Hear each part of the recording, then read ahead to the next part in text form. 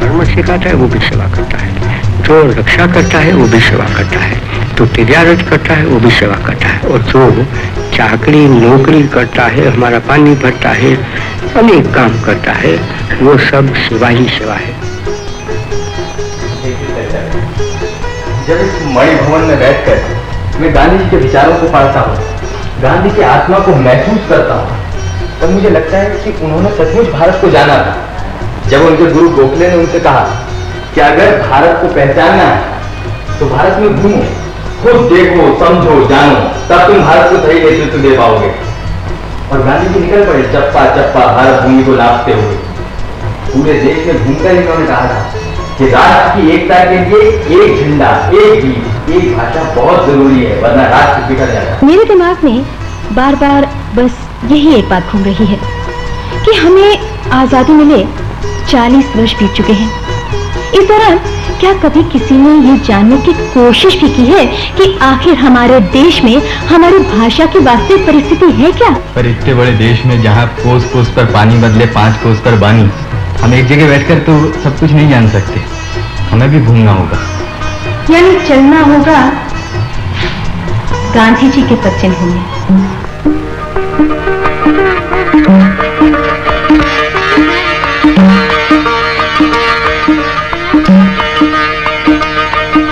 और आरंभ हुई भाषा यात्रा बापू के पद चिन्हों पर।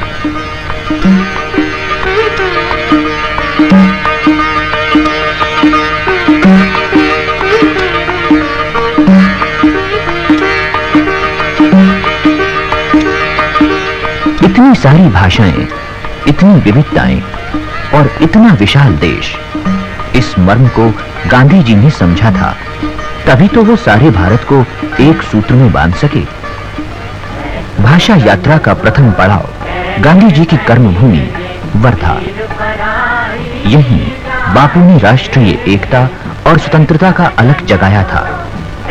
यहीं सेवाग्राम में भेंट हुई गांधी जी की वंशजा श्रीमती निर्मला गांधी से। स्वराज के बाद इतने साल के बाद भी हमें हिंदी के बारे में कुछ सोचना पड़ता है, इस तरह की फिल्म लेना पड़ता है, ये कितना दुर्भाग्य है। कोई बच्चा माँ के साथ बोलेगा तो किस भाषा में बोले वो सोचना पड़ता है। तो हमारे भारत की मातृभाषा, राष्ट्रभाषा जो भी कहे वो हमें हिंदी होनी चाहिए। वर्धा स्थित राष्ट्रभाषा प्रचार समिति विश्व हिंदी सम्मेलनों का आयोजन करने वाली अंतर्राष्ट्रीय महत्व की संस्था है। समिति के प्रधानमंत्री वेद जी।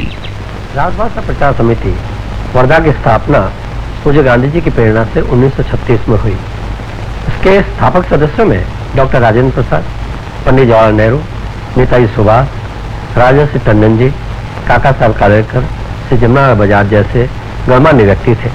आज तक इस संस्था में 1 करोड़ से अधिक परीक्षार्थी सम्मिलित हुए। प्रतिवर्ष 2.5 लाख विद्यार्थी इसमें बैठते हैं।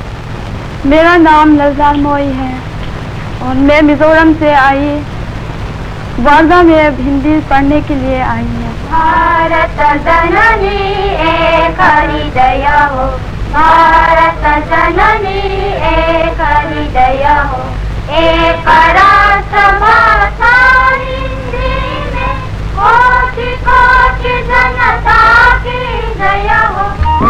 वर्धा के निकट पवनार आश्रम से ही गांधी जी के परम शिष्य विनोबा भावे ने संपूर्ण भारत की पैदल यात्रा की थी। विनोबा जी ने कहा था, अगर हिंदी का आधार न होता तो मैं गांव-गांव जाकर भूदान का क्रांतिकारी संदेश नहीं पहुंचा पाता।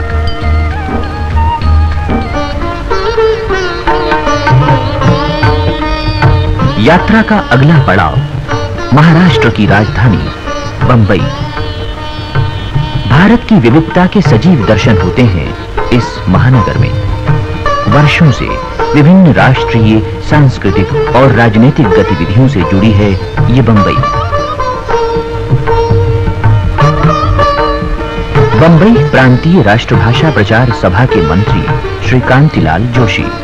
ये संस्था वैसे तो 1935 के फरवरी मास में इसका जन्म हुआ था और उसके सभापति जो अध्यक्ष थे वो सेठ जमुनालाल जी बजाज थे। प्रेमचंद जी भी हमारी समिति के सदस्य थे। इनके अतिरिक्त अवंतिकाबाई गोखले और बहुत बड़ी बड़ी हस्तियां इस संस्था में कार्य कर रही थी। इस संस्था ने कार्य आरंभ किया, जगह जगह हिंदी की कक्षाएं शुरू की। रविवार को और रात्रि को ये कक्षाएं चलती थी। बम्बई एक प्रकार से राष्ट्रीय चेतना का गढ़ रहा है, इसलिए यहाँ हिंदी का कार्य बहुत तेजी से बढ़ा और अब तक 9 लाख से भी अधिक विद्यार्थी हमारी संस्था के द्वारा राष्ट्रभाषा प्रचार समिति वर्धा की परीक्षाओं में बैठ चुके हैं और लगभग 1200 प्रचारक इस कार्य में अपना योगदान दे रहे हैं। बंबई हिंदी सभा का कार्यालय, कुलपति सुश्री हन्ना बहन पेनकर। हमारी संस्था 1946 से लेकर शुरू हुई।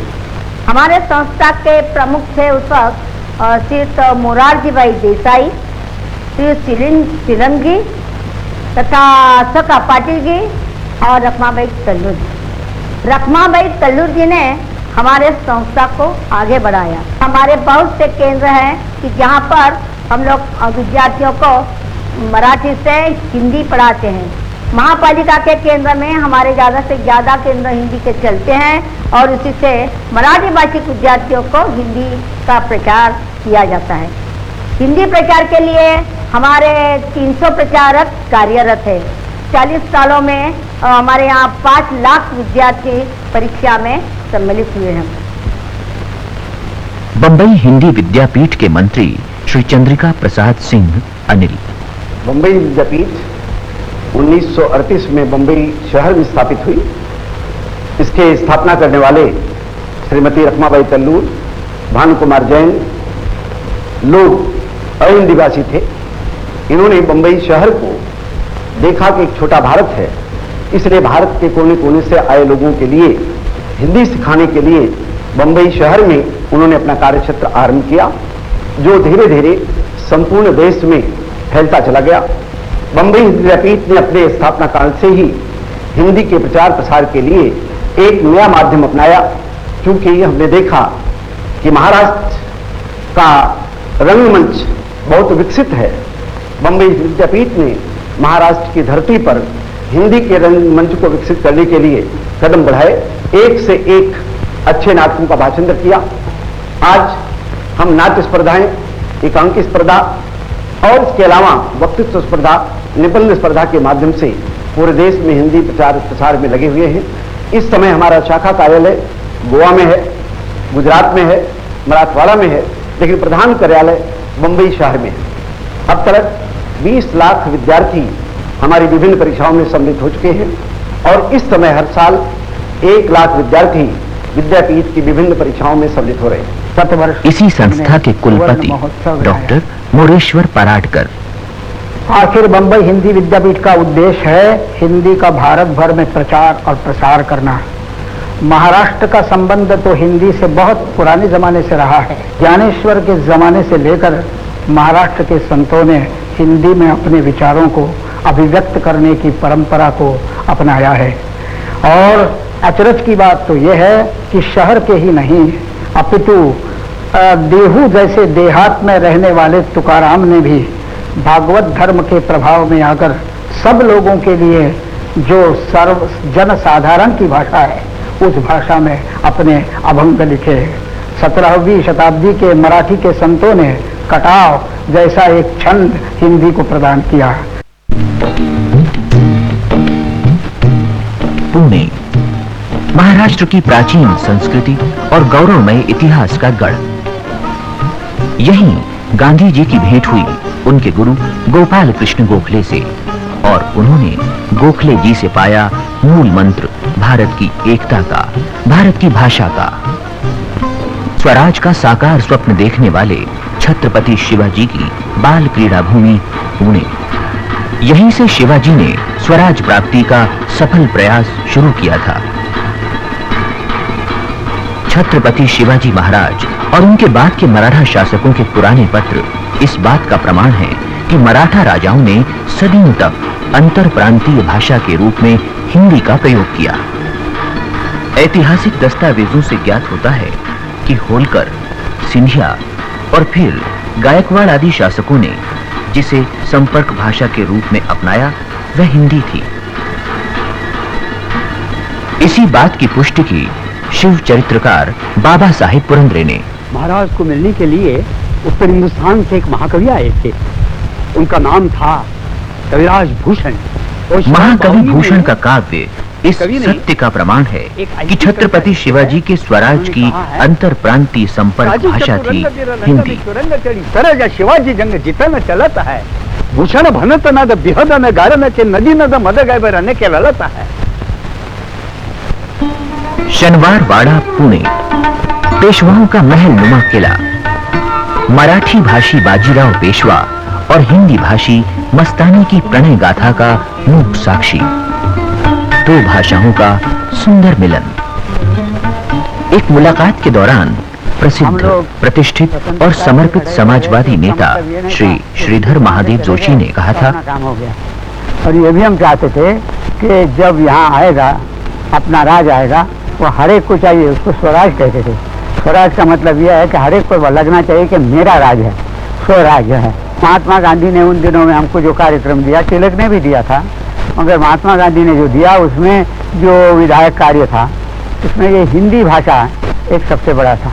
क्योंकि जब आप पूरा देश को एक बनाना चाहते हैं और लोकतंत्र को चाहते हैं तो आपको चाहिए कि भाई एक दूसरा समझे। इस तरह की भाषा भी तो अपने के पास होनी चाहिए, कोई साधन हो, बातचीत का साधन हो।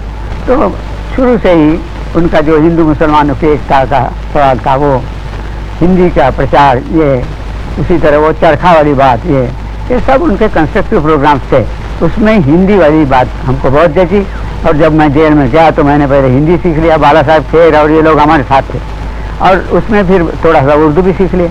अपनी एक भाषा, एक राष्ट्र, इसे अच्छी तरह समझती है पुणे की युवा पीढ़ी। उसके प्रति भी हम आदर रखते हैं, उसके प्रति भी अपना कुछ कर्तव्य होता है। वैसे वो बात अगर हम भाषा में ले तो अपनी जो प्रांतिक भाषा होगी वो तो हमारी अपनी माँ होगी, उसके प्रति भी तो आदर हमें होगा ही।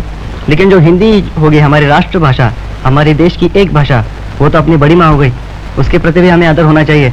और यही एक भाषा की दृष्टि से पूरे देश को एकात्म रूप से जोड़ने के लिए हिंदी ही होनी चाहिए। महाराष्ट्र राष्ट्र भाषा सभा पुणे के पदाधिकारियों ने बताया, पूज्य महात्मा गांधी जी ने संपूर्ण भारतवर्ष में एकता निर्माण करने की दृष्टि से जिस हिंदी की अपेक्षा की थी उसी हिंदी की दृष्टि से यह स्थापना हुई है। स्वर्गीय शंकरराव देव, महामहोपाध्याय दत्तवामन पोद्दार, ये इसमें प्रारंभ से थे और इन्होंने ही इसको गतिमान किया है। राष्ट्रभाषा हिंदी का प्रचार प्रसार करने के लिए संस्था जो गतिविधियां चलाती है, 1937 से ये परीक्षा हम लोग चला रहे हैं और इस कालावधि में हम लोगों ने 50 लाख विद्यार्थियों को परीक्षा में सम्मिलित कराया है। करीब 2500 केंद्र हमारे पूरे महाराष्ट्र में चलते हैं और हमारे कार्यकर्ता निष्ठावान और समर्पित है और ऐसी संख्या करीब 6000 है। महाराष्ट्र राष्ट्रभाषा सभा की ओर से जो अनेक कार्य हुए हैं उसमें से प्रकाशन एक बहुत बड़ा कार्य है। प्रकाशन क्षेत्र में अनुवाद साहित्य, पाठ्य पुस्तकें, कोश साहित्य आदि विभिन्न प्रकार का साहित्य आता है। राष्ट्रवाणी मासिक पत्रिका का भी हम लोग करीब 30 वर्ष तक प्रकाशन करते रहे।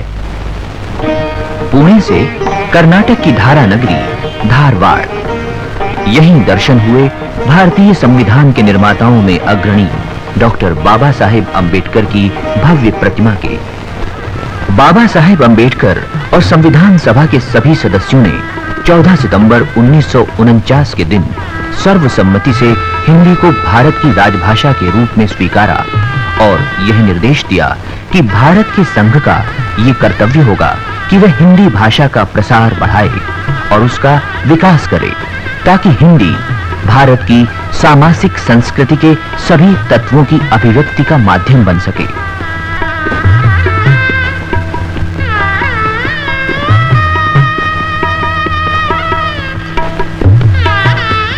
इस सभा का नाम है कर्नाटक प्रांतीय हिंदी प्रचार सभा, जो यहाँ धारवाड़ में 1937 में इसकी स्थापना हुई। दक्षिण भारत हिंदी प्रचार सभा मद्रास की एक शाखा के रूप में काम करती है। इस सभा ने उस समय अपना काम करना शुरू कर दिया जब पूरे भारतवर्ष में राष्ट्रीय आंदोलन बहुत ही जोरों पर था। कर्नाटक में, धारवाड़ में सामान्य जन मेरी भाषा जो हिंदी में बोल रहा हूँ वो समझ सकेंगे? जी समझ सकते हैं। मेरे साथ बातचीत कर सकें? क्या होता है कि बात फिर दोबारा नहीं कर सकते, मतलब आपको आंसर नहीं दे सकेंगे क्योंकि अभ्यास नहीं है। हाँ, शायद। अभ्यास नहीं है, फिर भी बात करने में थोड़ी दिक्कत होती है। थोड़ी दिक्कत है, लेकिन आप लोग तो ठीक ठाक बोल जी, रहे हम हैं। तो ठीक तरह से बोल सकते हैं। हिंदी के यहाँ पे कोई समाचार पत्र आते हैं? इस सभा का काम केवल हिंदी का प्रचार करना या केवल परीक्षाएं चलाना ही नहीं है, यह एक उसका एक अंग है, लेकिन इसके साथ साथ वह शिक्षा और साहित्य में भी अनेक ऐसे महत्वपूर्ण ऐसे काम इस सभा ने किया है। उदाहरण के लिए यह कर्नाटक की भाषा जो कन्नड़ है, इसके अनेक मौलिक ग्रंथों का अनुवाद भी हिंदी में हुआ है। धारवाड़ विश्वविद्यालय के प्रोफेसर दुबे। कर्नाटक में हिंदी का प्रचार बड़े जोरों से है। यहाँ के लोग हिंदी के प्रति आकृष्ट हैं। विशेषतः टीवी में आजकल इतनी विविध जानकारी आ रही है, ये बहुत ही ज्ञानपूर्ण और उत्साहवर्धक होती है। तो उसे देखने के लिए, सुनने के लिए, रेडियो के कार्यक्रम सुनने के लिए यहाँ तो हिंदी की फिल्में बहुत चलती हैं। है ये कर्नाटक, मुख्यतः कर्नाटक में कन्नड़ की भाषा चलती है। कन्नड़ की फिल्में भी चलती ही हैं, लेकिन हिंदी की फिल्में भी खूब चलती हैं। भाषा और संस्कृति के प्रसार का अनूठा माध्यम है कला और संगीत। धारवाड़ के विख्यात हिंदुस्तानी संगीतज्ञ श्री मल्लिकार्जुन मंसूर से मिलकर इस सत्य का अनुभव हुआ। उनसे ज्यादा प्रचार हिंदुस्तानी म्यूजिक का हुआ और मैसूर दसरा बनाते थे हर वर्ष, और उत्तर से बड़े बड़े आर्टिस्ट बजाने वाले और गाने वाले मैसूर को आके उधर दसरा में उनका गाना बजाना सुनाते थे लोगों को। और जाते आते वक्त इधर 2 महीने 3 महीने हुबली धारवाड़ इधर रहते थे।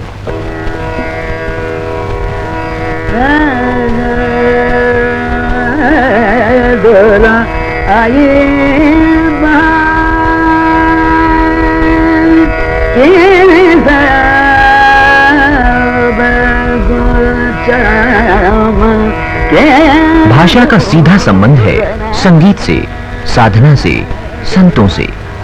इस संदर्भ में विख्यात संगीतज्ञ गायक सिंह बंधुओं की बात का स्मरण हुआ ना स्वाभाविक है। संतों का 2 तरह से योगदान है हमारी संस्कृति को, संगीत और भाषा। भाषा के एतबार से संतों ने जो उदारता दिखाई, उस उदारता के तहत उन्होंने भारत की सब उपभाषाओं के शब्द अपनी भाषा में सम्मिलित किए। उसका एक फायदा ये हुआ कि भारत के हर प्रांत में, हर इलाके में जो संत वाणी थी वो एक ही प्रकार से लोकप्रिय हुई। और आज गुरु नानक को, मीरा को, सूर को, तुलसी को हम बिल्कुल कश्मीर से लेके कन्याकुमारी तक एक ही स्नेहपूर्वक लोगों को गाते हुए सुन सकते हैं। उस भाषा को सधुकुड़ी भाषा कहा गया।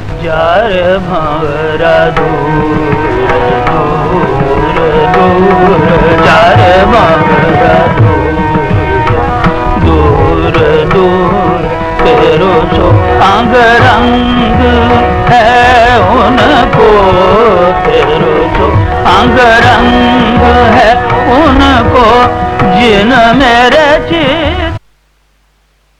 भाषा के रूप में हिंदी का प्रयोग करने का श्रेय है सूफी संत हजरत निजामुद्दीन औलिया के शिष्य अमीर खुसरो को। भारत की समस्त लिपियों का उद्गम है ब्राह्मी लिपि और शब्दों का स्रोत है संस्कृत भाषा। सम्राट अशोक के राज्यकालीन शिलालेखों में भी इसका प्रमाण मिलता है।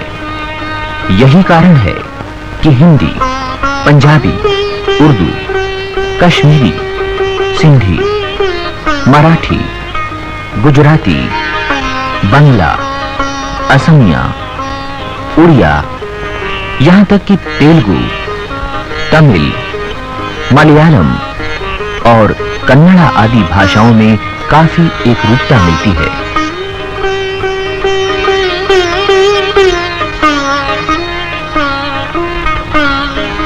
चलते चलते राह में दुर्घटना हो गई और बहाना बना कुछ आम लोगों से बातचीत का। धन्यवाद। हमारी वहाँ गाड़ी उतर गई ना, उसकी वजह से। ये कौन सी जगह है? तेलगी। और तालुका? इंडी। इंडी तालुका, कर्नाटक का ना। ये यहाँ पे ये जो खेत है ये आपके? हाँ, कितना है? 10 एकड़। 10 एकड़? 10 एकड़ 10 घंटा। अच्छा, आपका नाम? मल्लिकार्जुन। मल्लिकार्जुन। तो और आपकी भाषा कौन सी है? कन्नड़ है। लेकिन हिंदी आपको समझ में आती है? थोड़ा थोड़ा आता है? समझ लेते हैं? अच्छा, धन्यवाद।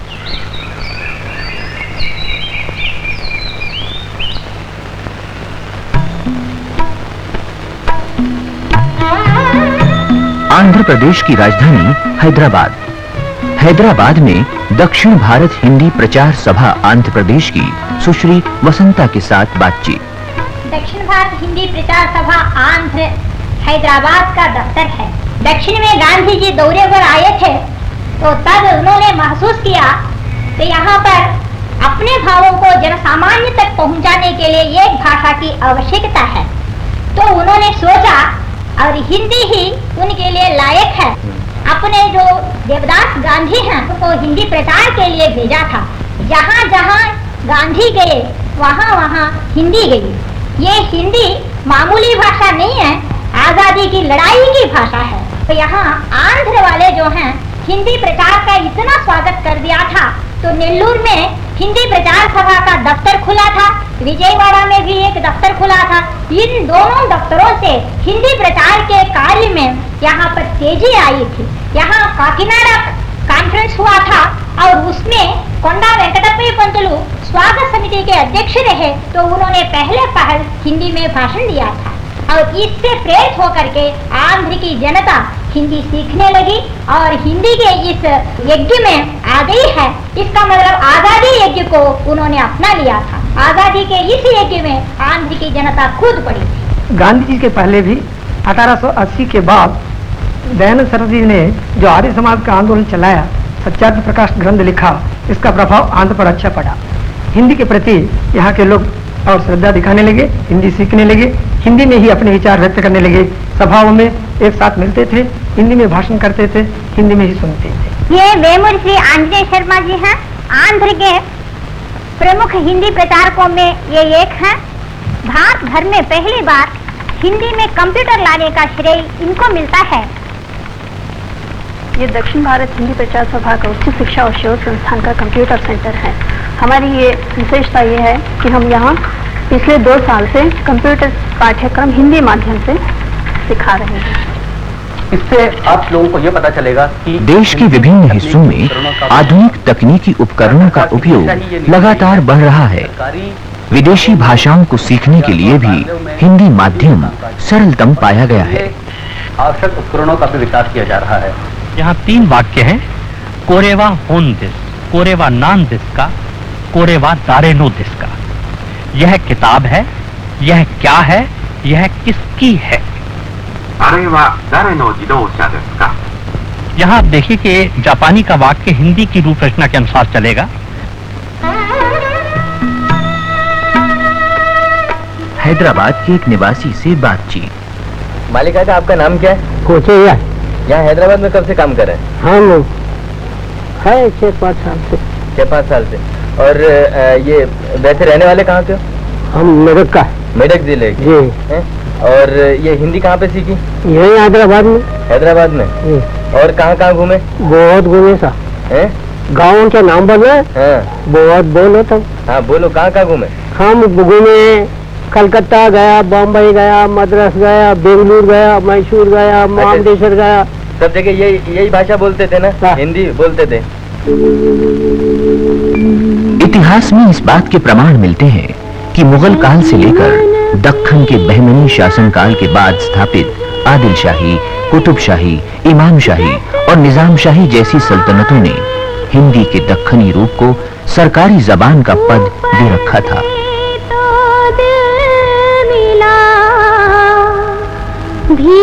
बीजापुर के इब्राहिम रोजा की मजार में प्रतिध्वनित हो रहे थे हैदराबाद के सालार जंग म्यूजियम के निदेशक डॉक्टर निगम के शब्द। ये बीजापुर के बादशाह इब्राहिम आदिल शाह की लिखी हुई 17वीं शताब्दी की। इसको अगर आप देखें तो इसकी 2 कापियां हैं। इस पुस्तक में आपको नागरी लिपि में भी ब्रजभाषा में उसका ये नौरसनामा है जो खुद बादशाह इब्राहिम आदिल शाह ने लिखा था, और ये पूरा संगीत के बारे में। तो इस तरह से हम कह सकते हैं कि दक्कन में हिंदी भाषा 16वीं शताब्दी तक आ चुकी थी। दक्कन से उत्तर और पूरब से पश्चिम तक हमारा भारत सदियों से जुड़ा हुआ है। अपनी भाषा यात्रा के दौरान हमने हिंदी के प्रादेशिक स्वरूप देखे, अलग अलग रंग देखे, हर रंग में ढल गई है हिंदी भाषा। इसी तरह फलती फूलती है भाषा। बीजापुर के बाद उद्यानों का सुंदर शहर बेंगलोर, अपना ही इतिहास है इस नगर का।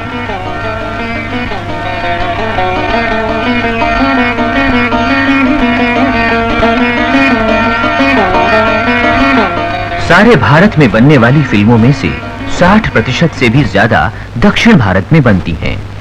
यहाँ के निर्माताओं और कलाकारों ने एक से बढ़कर एक शानदार फिल्मों का निर्माण कर हिंदी भाषा के प्रसार में महत्वपूर्ण योगदान दिया है और भारत की एकता को बल मिला है।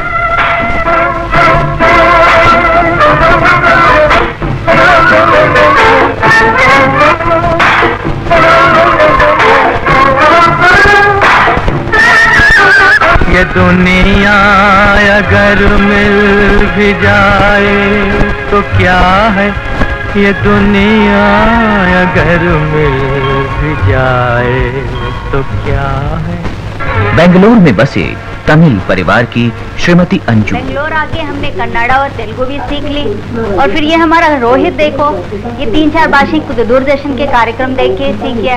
और जब इसकी पीढ़ी बड़ी होगी, देश की समस्याएं हल हो जाएगी, और फिर हिंदी से तो 3-4 हिंदी सीखने से तो 3-4 और भी भाषाएं आ जाती है, जैसे मराठी, गुजराती। बेंगलोर स्थित कई संस्थाएं सारे कर्नाटक में हिंदी के प्रचार और प्रसार के लिए महत्वपूर्ण कार्य कर रही हैं। प्रोफेसर परमानंद गुप्त के विचार। कर्नाटक में हिंदी की स्थिति बहुत अच्छी है, कॉलेजों में और स्कूलों में भी हिंदी की संख्या बहुत बढ़िया होती है विद्यार्थियों की। इसके अलावा बहुत सारे विद्यार्थी ऐसे भी होते हैं कि जो हिंदी अपनी इच्छा से पढ़ते हैं, और उन विद्यालयों में बहुत बड़ी संख्या होती है विद्यार्थियों की, 500 कई बार 600 तक। मैं तेलुगु भाषी हूँ। तो आपने हिंदी कैसे सीखी? मैं इसी यहीं के कॉलेज में पढ़ रही हूँ और 2 साल मैंने हिंदी पढ़ा है, BA में। हिंदी क्यों पढ़ी? ये राष्ट्रीय भाषा है और मैं समझती हूँ सबको पढ़ना चाहिए, और इससे बहुत सारे लाभ भी है, रोजगार, शिक्षक या बैंक में ऑफिसर, अनुवाद वगैरह वगैरह। और क्या लाभ? और इसके साथ से पूरे भारत घूम सकते हैं, क्योंकि बहुत सारे लोग हिंदी जानते हैं। अब देखिए, मैं आपसे मिलवाता हूँ एक कन्नड़ भाषी सज्जन से, श्री चंद्रशेखर। ये हिंदी के कार्य से जुड़े रहे हैं और आज पत्रकारिता करते हैं। आपने हिंदी की कृतियों को कन्नड़ में अनुवाद किया है आपने। इस दृष्टि से हिंदी इसके लिए बहुत उपयोगी भाषा है। इसी दृष्टि से हम सीखते हैं और सिखाते भी हैं।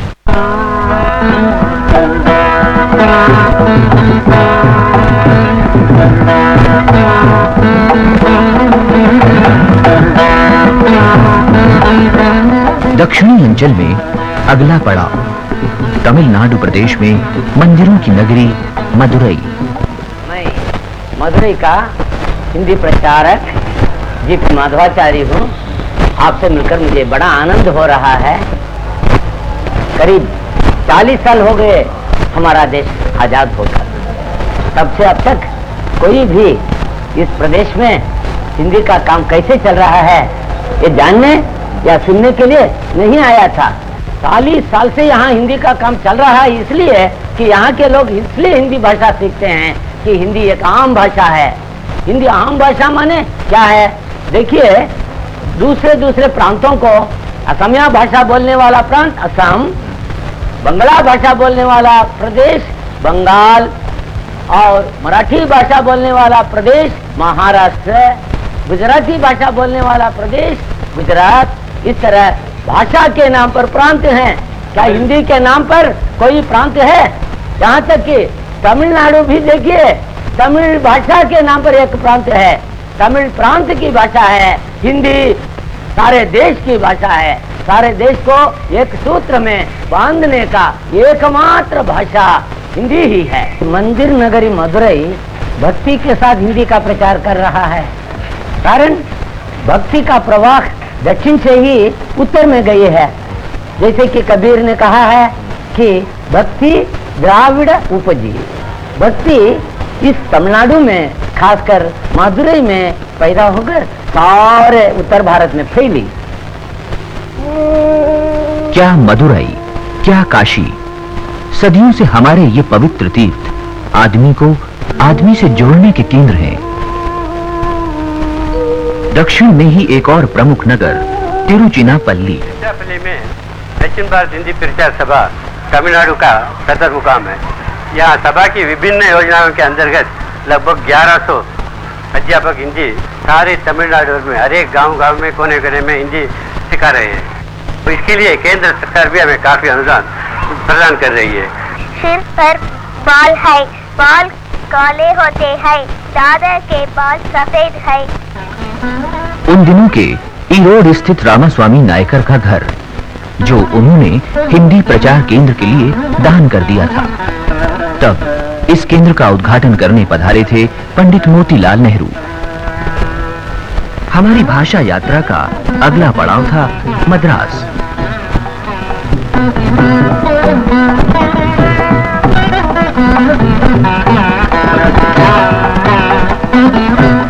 सुब्रमण्य भारती, जिनके गुरु थे लोकमान्य बाल गंगाधर तिलक। भारती जी ने बनारस और फिर इलाहाबाद के मेयोर कॉलेज में शिक्षा पाई थी। उन्होंने सन 1906 में मद्रास में इंडिया नामक एक तमिल पत्र का संपादन किया, जिसमें उन्होंने तमिल के साथ हिंदी सामग्री का प्रकाशन कर दक्षिण भारत में हिंदी के प्रसार में बहुत महत्वपूर्ण योगदान दिया।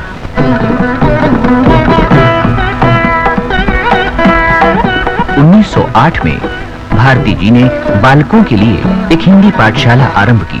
तब उन्होंने लोकमान्य तिलक को इस बारे में एक पत्र लिखा था।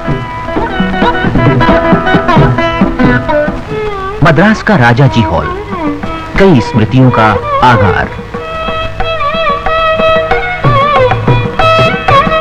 स्वतंत्र भारत के पहले गवर्नर जनरल चक्रवर्ती राजगोपालाचारी ने दक्षिण भारत हिंदी प्रचार सभा द्वारा प्रकाशित हिंदी इंग्लिश सेल्फ इंस्ट्रक्टर की प्रस्तावना में सन 1928 में लिखा था, यदि भारतीय लोग कला, संस्कृति और राजनीति में एक रहना चाहते हैं तो इसका माध्यम हिंदी ही हो सकती है। इसी मद्रास में एक जमाने में भाषा के प्रश्न पर विरोध की एक लहर उठी थी, लेकिन स्थानीय आदमी से बात करने पर अब ये पता चलता है कि परिस्थिति सदैव एक सी नहीं रहती। रोटी और भाषा, ये समीकरण आदिकाल से सिद्ध है। क्या नाम है तुम्हारा? हाँ, सत्यमूर्ति में। सत्यमूर्ति में? हाँ। तुम हिंदी बोल लेते हैं मद्रास में रहकर भी? मद्रास में। कैसे सीखी हिंदी? हाँ, अच्छा हिंदी बोलता है ना। तो कैसे सीखी, कहाँ से? वो उसमें मैलापुर में। मैलापुर में सीखी? हाँ। तो कैसे आई तुमको हिंदी? हिंदी बोल कैसे लेते हो? हम बोलता है। कैसे बोलते हो? उसमें व्यापार में तब बोलता है ना। दक्षिण भारत हिंदी प्रचार सभा के कार्यालय में श्री राधा कृष्णन के साथ बातचीत। अब तो कर्नाटक और आंध्र प्रदेश से होकर के इधर आए हैं। दक्षिण भारत हिंदी प्रचार सभा मद्रास की तरफ से जो काम उन प्रांतों में जो हुआ है या अब जो हो रहा है, इससे तो आप परिचित ही हुए होंगे। गांधी जी इसके संस्थापक थे और अध्यक्ष भी थे, और आपको मालूम ही है कि गांधी जी स्वयं कांग्रेस के नेता भी जब नहीं रहे, फिर भी आखिरी दम तक, यानी 1948 जनवरी 30 शाम 5:30 तक इस संस्था के अध्यक्ष रहे। इस पर हम सबको बड़ा गर्व है। और उनके निधन के बाद राजेंद्र बाबू, जो गांधी जी के रहते समय यहाँ पर आया करते थे, बाबूजी के बाद राजेंद्र बाबू को इस संस्था के अध्यक्ष के रूप में वर्ण किया। और लाल बहादुर शास्त्री जब प्रधानमंत्री थे, तब उनके प्रयत्न से ये जो संस्था है, ये राष्ट्रीय महत्व की संस्था घोषित हुई हमारे संसद द्वारा। उन दिनों जब स्वतंत्रता संग्राम जोर जोर से चल रहा था, तब देश के बड़े बड़े नेता दक्षिण आए और पूरे दक्षिण में बड़े शहर, छोटे गांव, हर कहीं हिंदी प्रचारक पहुंचे, वो हिंदी प्रचार करने लगे। तो लोगों के बीच में हिंदी पढ़ने की जो अभिरुचि बढ़ी, तो महात्मा जी की प्रेरणा से खलेलकर जी इधर आए थे और उनकी प्रेरणा से सभा ने यह निर्णय किया कि दक्षिण के चारों प्रांतों में 4 शाखाएं खोली जाए। मेरी मातृभाषा तेलुगु है और हिंदी तेलुगु में लेखक लिखने के साथ बाल साथ शौरी मैंने रेड्डी हिंदी को इसलिए अपने लेखन का माध्यम बनाया कि जिससे कि मैं सारे भारत में पहुंचूं, और इसके अतिरिक्त तेलुगु भाषा में जो उत्तम साहित्य है वो उस साहित्य को भी मैं हिंदी भाषा भाषियों तक पहुंचाऊं, हिंदी पाठक भी उसको समझे। इस प्रकार हिंदी को मैं एक संपूर्ण एक हार के रूप में मानता हूं, और उसमें विभिन्न प्रांतीय भाषाएं जो है वो फूल के समान है। प्रत्येक फूल की अपनी गंध होती है, अपना रंग होता है, अपना रूप होता है, अपनी सुषमा या शोभा होती है। तो विभिन्न प्रकार के रंगों वाले, वर्णों वाले पुष्पों से गुंजा हुआ एक हार, जो कि वो भारतीय एकात्मता को दर्शित होने वाला हो, वो हिंदी ही हो सकती है। हमारी सभा से दीक्षित चुस्त व्यक्ति कहीं भी अपने जीवन में हार मान करके किसी कोने में आज तक नहीं बैठे हुए हैं और आगे भी नहीं बैठेंगे, ये हमारा पक्का विश्वास है। राष्ट्रीय एकता को हमारे देश में हम पनपाना चाहते हैं तो हमें हिंदी का सहारा लेना होगा। आज हम शिक्षा के विभिन्न स्तरों के बारे में चर्चा करेंगे। राज्य एक ऐसा संघ है जो समाज के अन्य संघों को व्यवस्थित करता है। 5वां उच्चतर माध्यमिक विद्यालय। सबसे पहले हम पूर्व प्रारंभिक स्तर को लेंगे। अपने विचारों को आदान प्रदान करने के लिए इस भाषा की बहुत अत्यावश्यक है। हमें अपने देश को एकता में रखना है, एका में रखना है, तो हमें हिंदी को अपनाना होगा। हमारे देश को हम एक में रखना चाहेंगे, एका में रखना चाहेंगे, एकता लाना चाहेंगे, तो हमें कश्मीर से लेकर कन्याकुमारी तक एक ही भाषा होनी चाहिए, वो भाषा राष्ट्रभाषा होनी चाहिए। राजभाषा के रूप में जब हिंदी स्वीकृत हो गई है, तो आज विभिन्न केंद्र सरकार के कार्यालयों में जहां पर हिंदी पद की घोषणा होती है, वहां पर उच्च शिक्षा प्राप्त जो हमारे स्नातक लोग वहां पर जाकर के वो काम पे लग जाते हैं। दिनेश जी, ये कुमारी विजया हैं, भारतीय स्टेट बैंक मद्रास में हिंदी अधिकारी के रूप में काम कर रही हैं, और मैं सीता कुंचित पादम हूँ, मद्रास केंद्रीय कार्यालय इंडियन ओवरसीज बैंक में राजभाषा विभाग की प्रभारी हूँ। अच्छा, यहाँ पिछले 15 साल से मैं बैंक में काम कर रही हूँ। हिंदी के संबंध में जो हम काम कर रहे हैं वो बहुत ही प्रोत्साहन देने वाला काम है, और खासकर हम तमिलनाडु में और मद्रास में भी हम ये देखते हैं कि भविष्य में बहुत ही हिंदी का भविष्य उज्जवल है, और आज के नवयुवक और नवयुवतियाँ यदि हिंदी की ओर अग्रसर होंगी तो उनका भविष्य भी नौकरी की दृष्टि से बहुत ही अच्छा होगा, ये मेरा विचार है। इसके लिए मैं ही एक उदाहरण हूँ। मैंने MA अंग्रेजी में किया और BSc बॉटनी में किया, फिर भी मेरी नौकरी हिंदी से ही लगी हुई है, और मुझे हिंदी के कारण ही मुझे नौकरी मिली। मद्रास में ही एक और सुंदर एवं स्मरणीय अनुभव, हिंदी भाषा के प्रचार और प्रसार में 30-40 वर्षों से समर्पित हिंदी प्रचारकों के साथ अंतरंग भेंट। यह केंद्रीय हिंदी मद्रास विद्यालय स्थित का हिंदी निदेशालय के अधिकारी श्री वासवानी। इस कार्यालय के अंतर्गत हम लोग केरल, तमिलनाडु, इन 2 राज्यों का कार्य देखते हैं। इसके साथ साथ पांडिचेरी और लक्षद्वीप के कार्यालय भी यहाँ आते हैं। इन राज्यों में कई हिंदी से संबंधित कई स्वैच्छिक संस्थाएं हैं, और ये संस्थाएं कई तरह के पाठ्यक्रम चलाती हैं, और इन पाठ्यक्रमों के अंतर्गत कई विद्यार्थी प्रतिवर्ष जो है बैठते हैं और इससे लाभान्वित होते हैं। अब इसका देखिए सबसे बड़ा प्रमाण ये है कि पिछले वर्ष यहाँ पर इन संस्थाओं के माध्यम से 51,000 विद्यार्थियों ने परीक्षा दी, और इस वर्ष यह संख्या बढ़कर 68,000 हो गई। तो यहाँ का युवा वर्ग अब ये महसूस करने लगा है कि हमें हिंदी का अध्ययन जो है करना है, और बिना इसके आगे कोई भविष्य नहीं है। तमिल और हिंदी के लेखक श्री शौरी राजन। और अनुवाद काम भी आपने काफी किया है। हम आपसे ये जानना चाहते हैं कि आपको ये अनुवाद की प्रेरणा कैसे मिली? क्योंकि हमारी देखिए राष्ट्रवाणी हिंदी के माध्यम से हमारे तमिल साहित्य अगर जा रहे तो पूरे भारत में उसके पाठक मिलेंगे। मूलतः मैं लेखक हूँ, इसलिए हमारी लेखकीय प्रवृत्ति ये हुई है हमारा साहित्य दूसरों तक पहुँचे, से एक हमारी भारतीय एकता के एक बहुत ही सशक्त माध्यम होगी, ये मेरी धारणा है। आपको लगा कि इस हिंदी भाषा के माध्यम से ये साहित्य जो है पूरे भारत में जी हाँ जी हाँ जी हाँ, क्योंकि ये एकमात्र माध्यम हिंदी है, पूरे भारत को बांधने की शक्ति उसी में है। आजकल सभी साहित्य, भारतीय साहित्य उसी के माध्यम से आ रहा है। ग्राम ग्राम, नगर नगर, जन जन से मिलते, आगे बढ़ते इस भाषा यात्रा में हर दिन नए नए अनुभव, नई नई बातें। मद्रास से केरल, सुंदर प्रदेश का एक प्रमुख नगर एर्नाकुलम।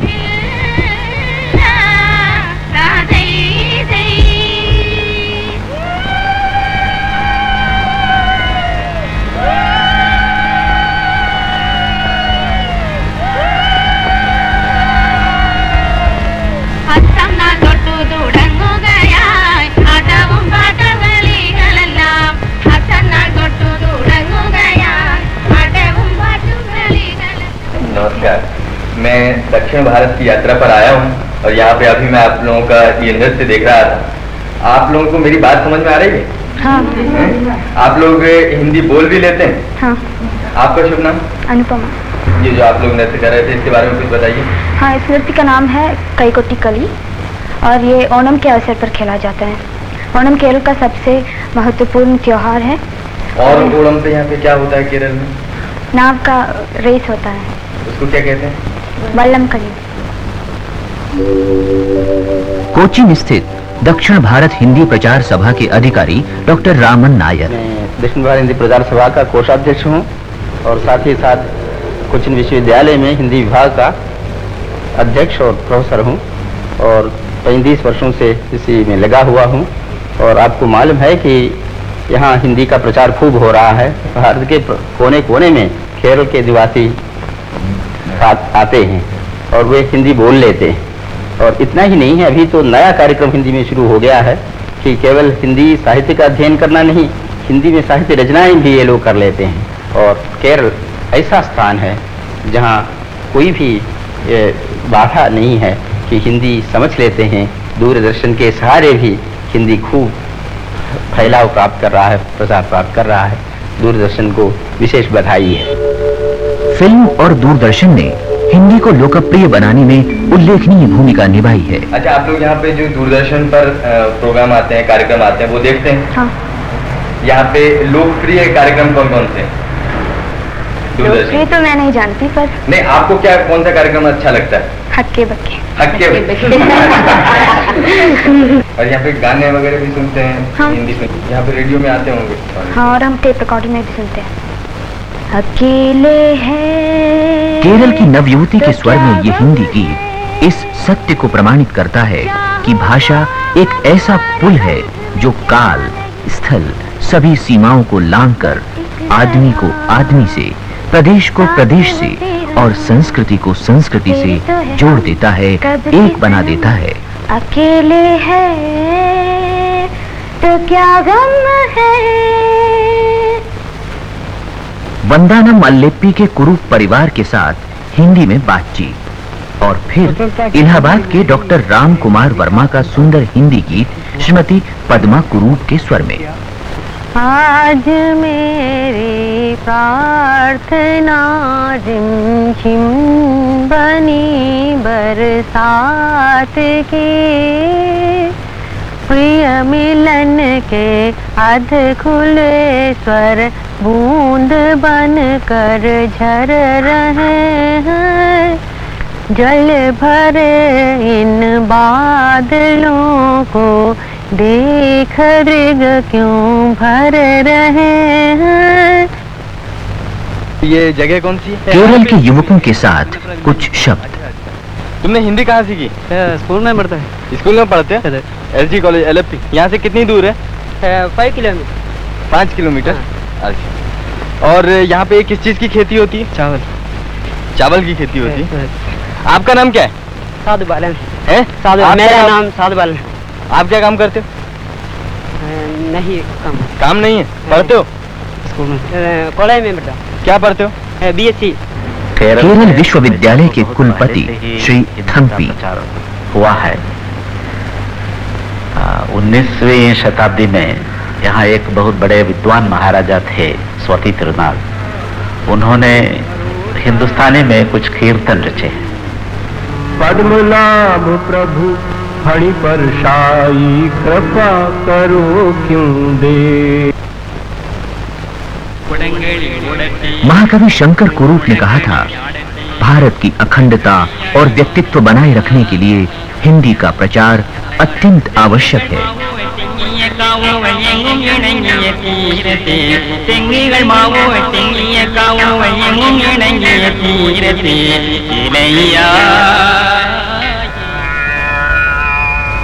फिर केरल से चले भारत के अंतिम छोर कन्याकुमारी, युग दृष्टा स्वामी विवेकानंद का स्मरण, भव्य शिला स्मारक का दर्शन और इस भाषा यात्रा का समापन। आज अगर भारत को एक होना है, सशक्त होना है, तो यह तभी होगा जब भारत की वाणी उसकी शक्ति बनेगी, उसकी प्रेरणा बनेगी, उसकी चेतना की अभिव्यक्ति बनेगी, और यह कार्य हिंदी करेगी। भारत की अनेकता में बसी एकता, भारत की भाषा, भारत की आत्मा को महाकवि सुब्रमण्य भारती ने अपने विख्यात गीत में प्रस्तुत किया है। ये महान हिमालय हमारा है, इसकी कोई उपमा संसार में नहीं है। आओ हम इसका गुणगान करें। भारत माँ के करोड़ों चेहरे हैं, पर हृदय एक है। वो 18 भाषाएं बोलती है, पर उसका हृदय एक है। आओ हम इसका गुणगान करें। महान राष्ट्रभक्त वीर सावरकर ने कहा था, भारत स्वतंत्र होगा, भारत एक होगा, भारत गणतंत्र बनेगा। भारत की एक संपर्क भाषा होगी तो वो होगी हिंदी, और एक लिपि होगी तो होगी देवनागरी।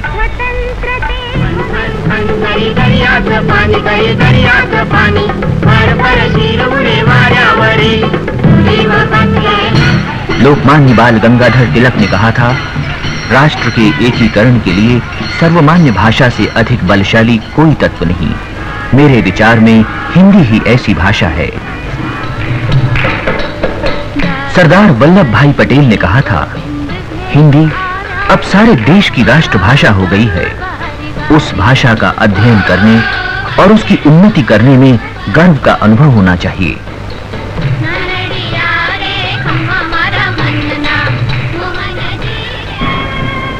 नेताजी सुभाष चंद्र बोस ने कहा था, देश के सबसे बड़े भूभाग में बोली जाने वाली हिंदी ही राष्ट्रभाषा पद की अधिकारिणी है। अब ये वक्त निहायत नाजुक है। मैं इस जिम्मेदारी को कबूल करता हूं, निहायत नम्रता के साथ। श्री कामराज ने कहा था, यह कथन गलत है कि दक्षिण भारत के लोग हिंदी सीखना नहीं चाहते।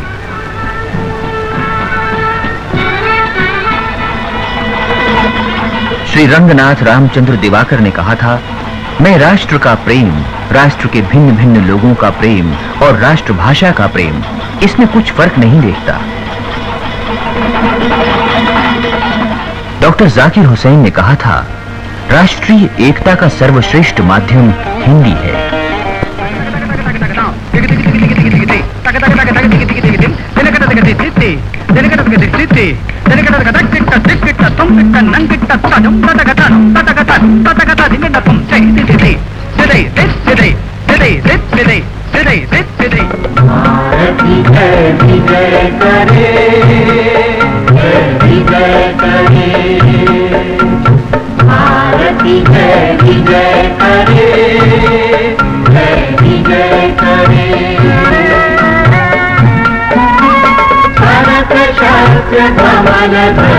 भारती जय विजय करे, जय विजय करे। लंका पद तल शत दल, दल को दिखा कर जल